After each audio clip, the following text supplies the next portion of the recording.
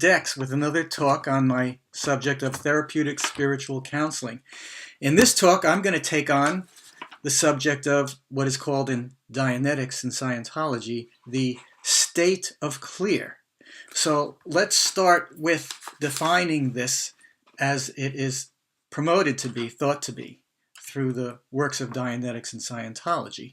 The state of clear is the idea that we all have these engrams, these three-dimensional recordings of painful experiences that affect us in bad ways. And in fact, we do. That will resonate with most people when they examine or experience the techniques of Dianetics and Scientology to some degree. Not everybody. It won't resonate with everyone, but with many people it will.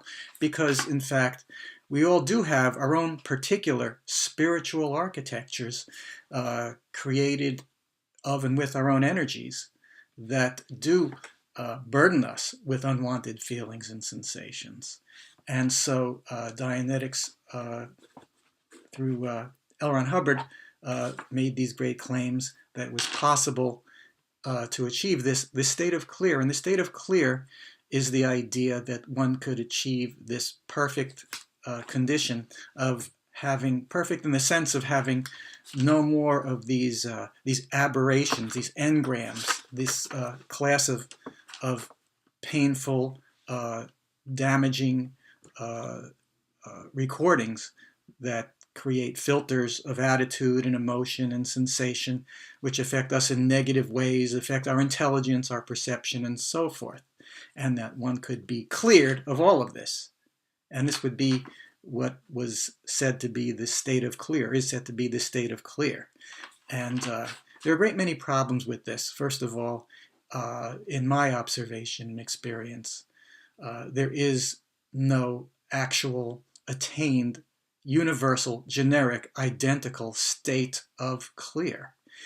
What can and does happen, and not uncommonly through some of the techniques that are used in Dianetics and Scientology, and I'm quite sure through many other things too, these wonderful states of release, of freedom from certain spiritual architectures that any individual has in their own way.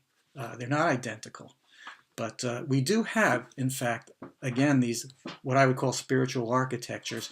They're three-dimensional holographic environments that are within us and encapsulating us with layers and filters of attitudes, feelings, emotions, of purposes that are born of fears and relative states of dysfunction and disability.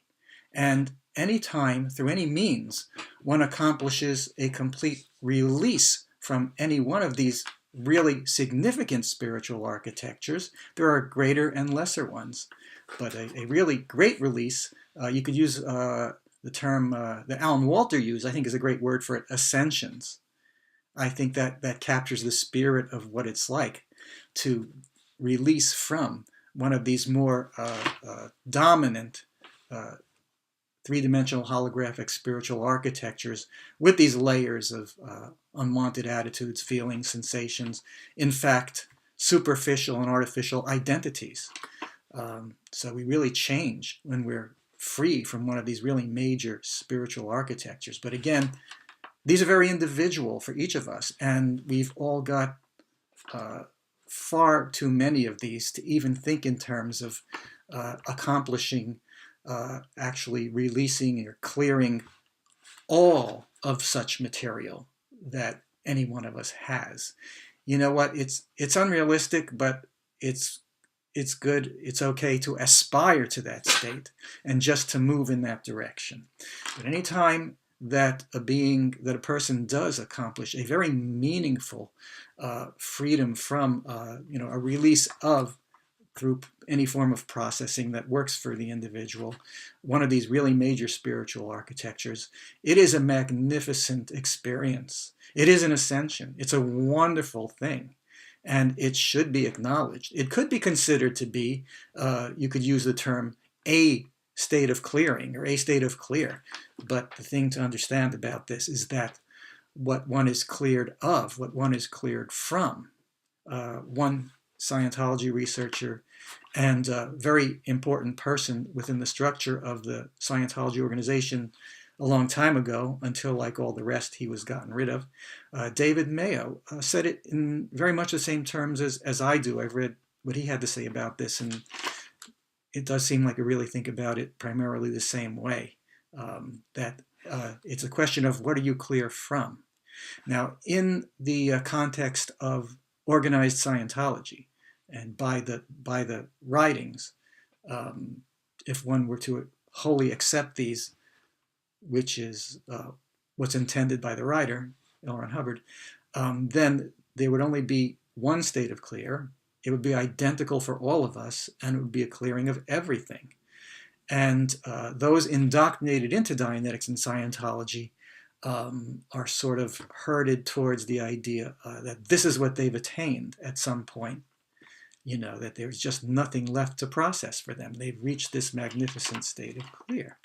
And it's easy to feel that one has accomplished this when one is indoctrinated in this paradigm, and one of these great ascensions is achieved. Again, when one of these great releases or ascensions happens, it's a great freedom. It really is. It's a euphoric feeling, and it's very genuine, and it should be recognized, and it should be acknowledged. It really should. It's a wonderful thing when it happens.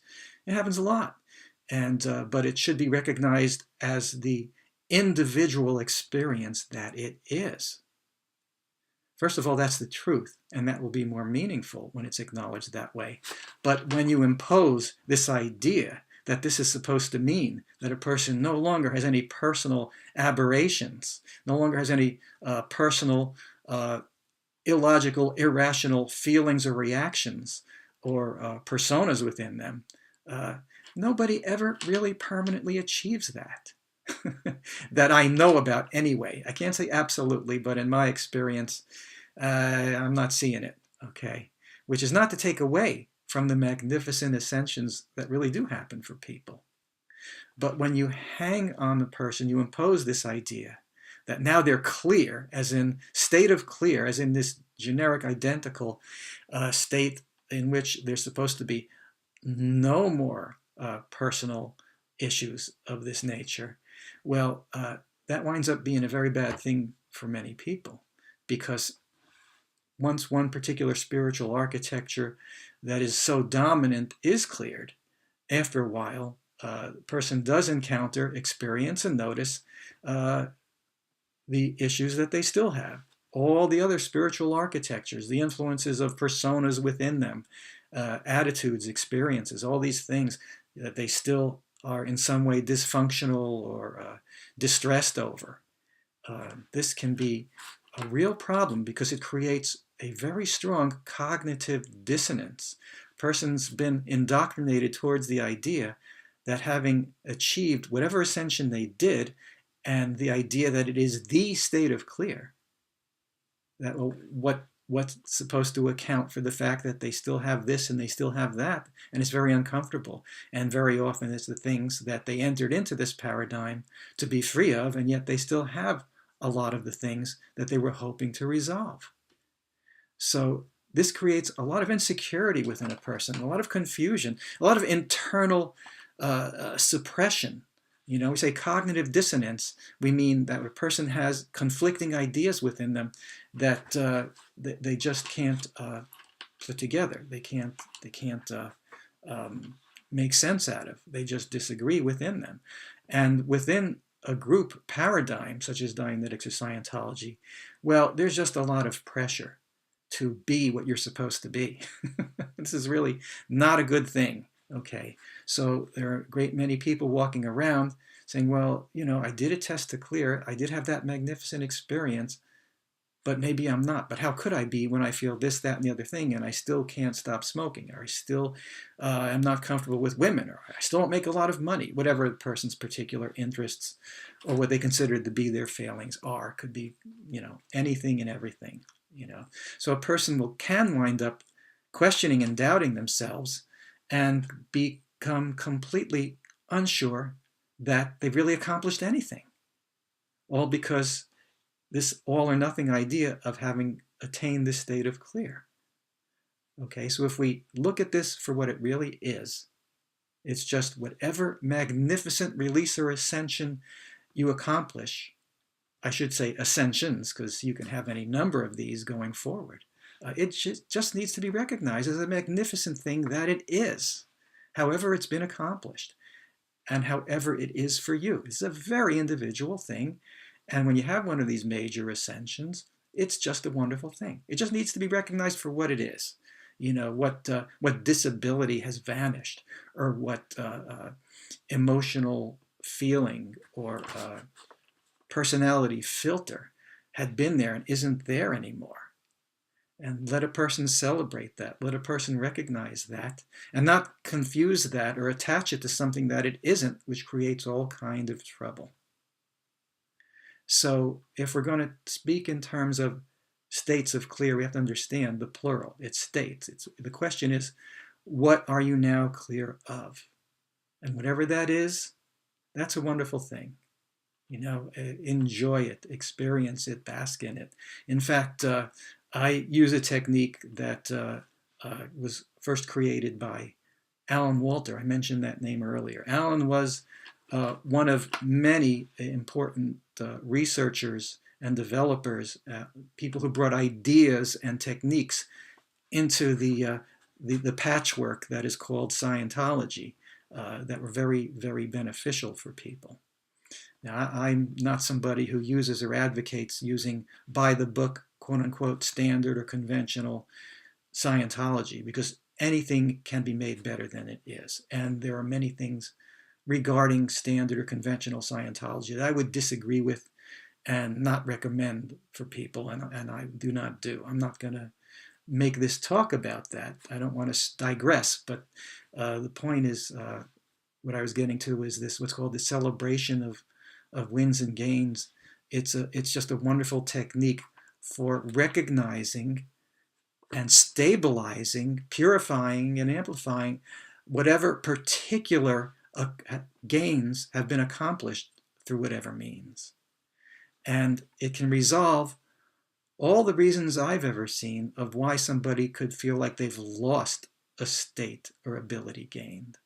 And so that's one technique you will not find within the paradigm of Scientology. There is nothing even intended to accomplish that, as far as all my research and experience ever shows. Nothing like that. And maybe that wouldn't be necessary if the subjects of Dianetics and Scientology didn't hang those ideas of levels and labels like clear, which create so much trouble. Like I said, cognitive dissonance, like you're supposed to be perfect now. There are other issues regarding how this organization or paradigm Scientology presents this idea of clear. For instance, when you're relatively new to the subject and you read the Dianetics Modern Science of Mental Health book, which, you know what, I still think is a very valuable book to read, even though I would say it contains a good number of inaccuracies, and it does sort of create and enforce a structural way of looking at the mind, which, again, I have some disagreements with, but there's a lot of interesting and true observations mixed in with that. And if you just read that with the open mind, that you have the personal choice not to accept everything in there, I think you'll find it fascinating and interesting. But a lot of concepts and ideas in there are things that, as a person becomes more enlightened, will benefit from outgrowing or changing their mind about. But nevertheless, there's some good, useful information in there. At least I think so. Anyway, the idea I'm getting to is that there are many things in Dianetics and Scientology that present, especially to newcomers, the idea that there is this universal, uniform, generic, identical state of clear, and it's just the most magnificent thing a person could experience. And so it's stable and in its own way perfect and so forth. But yet, adding to cognitive dissonance on this idea of clear is that then you will see where L. Ron Hubbard in his writings in Scientology says that a person who has attained the state of clear is terribly at risk and must do a series of further levels um, to get them past the danger that they are in at having reached this state of clear, which has now opened them up to some very serious and dangerous vulnerabilities. Well, I don't want to say that those higher levels, which they call OT or operating Thetan levels, Thetan is a Scientology word for spirit, so operating more as a spiritual being, they call OT levels. I'm not saying there's not necessarily anything of value in them, but to me, I'm sorry, but that's pretty much of a sales pitch, you know, when you first promote this state of clear as being the answer to everything, and then you tell the person, well, now you're really in trouble. How is that for cognitive dissonance? But let's just get back to the way that we should understand this. I'm giving this talk because a number of people that I've had private conversations with, I read articles that I've written on my website about this, have told me how incredibly helpful and beneficial it was for them, how it got them over their confusions and cognitive dissonance, to get some help from what I said, to just recognize that whatever they did achieve, they really did achieve. Just disassociate it from this imposed definition of the state of clear. And just recognize whatever you achieved, attained, accomplished, felt, that it was exactly as you perceived it to be, personally, as whatever you attained, whatever you felt free of, whatever you accomplished, however it made you different and better and bigger, that's exactly what it is and what it was, and not what some book said it is or was or should be, or what you were encouraged or indoctrinated to associate it with this idea of the state of clear. Just drop that it's something other than what you found it to be for yourself, and then you can enjoy and appreciate what you have experienced and allow yourself to recognize what still needs to be resolved without that complicating or adding distress or doubt to what you have accomplished for yourself. What are you clear of? Whatever you have cleared yourself of, released yourself from, whatever ascensions you have attained through whatever means you have, recognize it for what it is. You can always see me about that. It could just be as simple as a conversation. It often is. Anyway, that's what I want to share with everyone about, quote unquote, the state of clear, as opposed to states of release or ascension or cleared of some particular spiritual architecture that had been encapsulating you within layers and filters of superficial and artificial personality, attitudes, feelings, sensations, dysfunctions, or disabilities.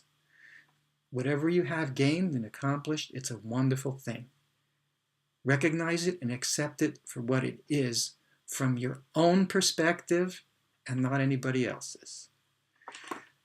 And that'll do that subject for today. And thanks for listening, and always have fun. This is Dex signing off.